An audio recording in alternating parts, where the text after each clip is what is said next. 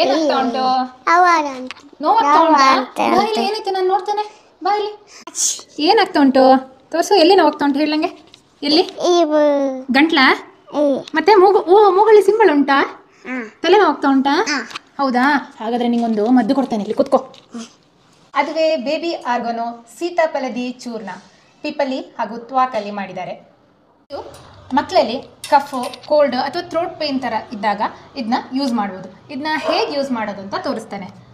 So ಮೊದಲಿಗೆ ನಾವಿದನ್ನ ಜೇನುತುಪ್ಪದಲ್ಲಾದರೂ ಕೊಡ್ಬೋದು, ಇಲ್ಲ ಅಂದರೆ ನಿಮಗೆ ಹೇಗೆ ಡಾಕ್ಟರ್ ಪ್ರಿಸ್ಕ್ರೈಬ್ ಮಾಡಿರ್ತಾರೆ ಆ ರೀತಿ ಯೂಸ್ ಮಾಡ್ಬೋದು. ಸೊ ನಾನು ಇವತ್ತಿದನ್ನ ಜೇನುತುಪ್ಪದಲ್ಲಿ ಕೊಡ್ತಾ ಇದ್ದೀನಿ.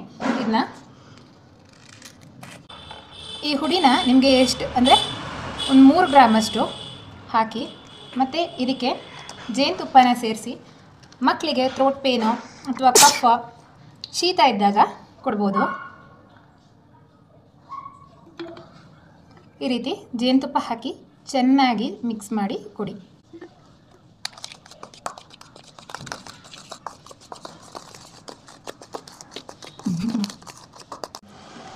ಕನ್ನ ಮದ್ದು ಕೊಡೋದಾ?